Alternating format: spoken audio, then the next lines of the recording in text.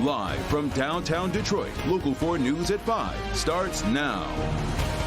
One by one, they took the stand and went into agonizing detail. I was just kind of in shock, really. I've never had that done by a doctor, but I didn't know what to do. I kind of shut down and just let it happen.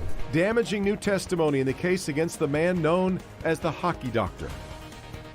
And that tops our news at 5. Good to have you with us. I'm Devin Skillian. And I'm Christy McDonald in for Kimberly Gill tonight. Day 2 of the hearing for Drs. V. Levran saw a fresh set of accusers detail a similar pattern of alleged abuse. They all talked about the doctor performing sports physicals and holding so-called yoga sessions with young hockey players. Jacqueline Francis has been in the courtroom for us. And Jacqueline, the prosecution has rested its case in this preliminary hearing. That's right. We heard from a total of 12 witnesses in 2 days, including 10 former youth hockey players, many of them saying that Drs. V. Levran went from being a mentor and a coach to a predator.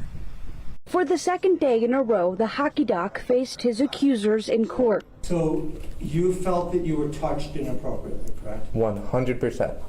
Though at first many stayed silent, the encounters stayed with them. I really liked Doc and somebody I trusted and someone that had helped me out.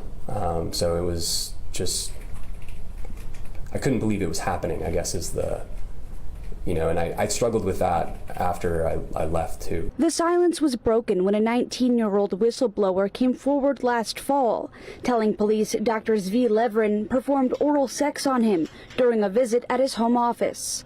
More reports soon followed. The first thing I did was, once I saw the tip line, I called in. The former hockey players met Levran through various youth teams and organizations, describing similar patterns of abuse. The allegations include invasive touching and massages during physicals and yoga sessions, much of which took place at his home office.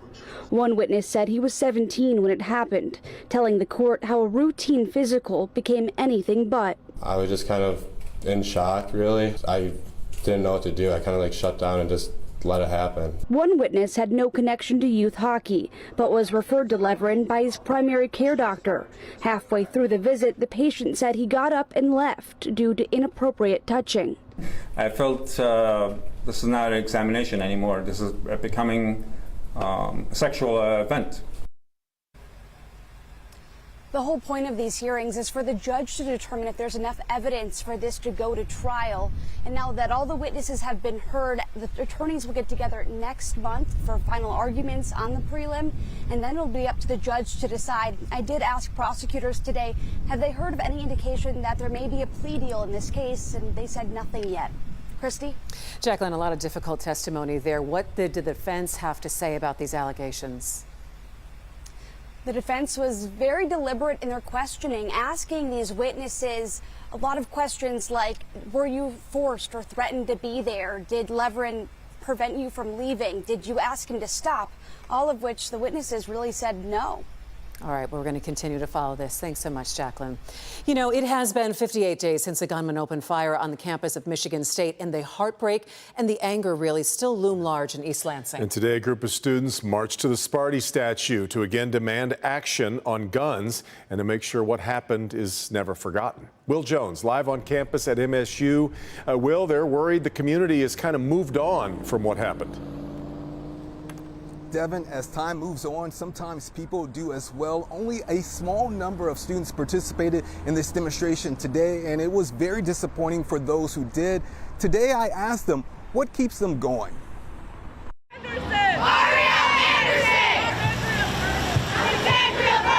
We went through a trauma, and we want people to know that we're not going to let people forget those 3 names, those 3 people that died, and all the people who were injured. Ariel Anderson! Ryan Frazier! Alexandria Burner! Alexandria Burner! It's been 2 months. Yeah. Is it hard to believe? Honestly, it feels like, sometimes it feels like it happened years ago, and sometimes it feels like it happened yesterday. No more silence and gun violence! No more silence and gun violence! It was really hard for me actually to walk past the union today and while saying their names, because it's horrible what happened. Even though we had a smaller group today in this walkout of class, I just hope that people see that we're still going. What's your goal?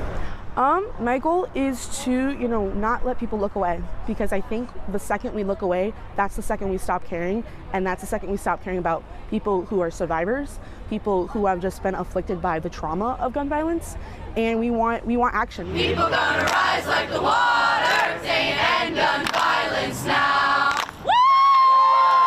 When I think about college, it's a time for people to find themselves. So you're navigating all that, plus literally fighting for your lives. Yeah. How do you manage? One day at a time. One day at a time. And for me, again, turning my grief into action. We shouldn't stop until there are laws in place. There has been some action at the Capitol on gun reform since the shooting here, along party lines focused on background checks. The governor is in support of it. Devin? Well, what do the students today say about the university's response to what they've been doing? Well, it's very tough for these students who are out here demonstrating. They say they're trying to make a difference. They're still grieving, all the while being college students and everything that comes with it. They wish the university would offer more support, amplifying their voices. Yeah. Devin? All right, Will. Also here at 5, back closer to home, a Wayne County judge had plenty to say today to a man charged with carjacking a 95-year-old woman. James Douglas Smith is accused of stealing the woman's car on Woodward in September of last year. Our Sean Lay is live on the story tonight, and Sean, the judge is flat out angry about this case. We're talking about Judge Kenneth King. He did not hold back in court today, calling whoever did this carjacking a bum. And all I have is that some bum attacked a 93, 94-year-old woman and forcefully took her vehicle. 36th District Court Judge Kenneth King calling the person who carjacked and beat a 95-year-old woman a bum. The judge has grown increasingly frustrated by violent crime in the city. Today, he let accused carjacker James Smith have an earful from the bench. You should be able, as a senior citizen, to go to the park in this city without being accosted, without being beaten and having your car taken from you. It happened last September along Woodward near Palmer Park during the middle of the day. A man jumping into the 95-year-old woman's car, roughing her up, driving off with her still in the car, then kicked her out down the road. Smith is the man arrested and charged. This was his preliminary exam in front of a judge who says seniors must be protected. And when our seniors are attacked on the street in broad daylight and robbed, carjacked, beat, it's reprehensible. The person responsible for this is going to receive their just desserts at some point in time. Bottom line here, Judge King moving Smith's case on to face trial. Christy, he's being held tonight on $500,000 bond. Back to you. Sean, the 95-year-old victim was also there in court today? She testified, facing her accuser, Christy, in a clear, strong voice, telling exactly what happened to her, how she was injured, but she seems to have recovered and is quite strong at 95. All right. Thanks so much, Sean. All right, let's move now to the other big story of the day. From downtown Detroit to Ann Arbor, the sun has been shining. It is 80 degrees on this, the 12th day of April. Write it down. How about that? And the congregation said amen. Hard to believe, but some people we have heard today already resorting to the air conditioning. Well, I know, because it feels like it went from like 40 to 80. So let's check in now with Kim Adams. Hey, Kim, a great day out there. It is so beautiful. And yes, AC is a must for some. It is in the 80s right now in many cities, including Detroit, Mount Clemens, Port Huron's at 81, 80 Metro, 79 in Pontiac, and also in Ann Arbor. Warmer than it was yesterday by about 4 to 6 degrees in most spots. And it's hard to believe, but we're going to get even warmer tomorrow.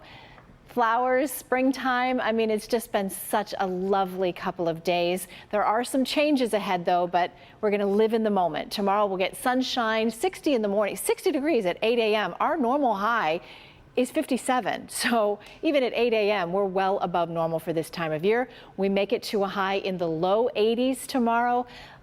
But as always, it doesn't last. This weekend, there are some changes headed our way and some big changes ahead for next week. You can see exactly what it's going to be like in your neighborhood just by going to your favorite app store and downloading the free 4-1 Weather app. Hey, Kim.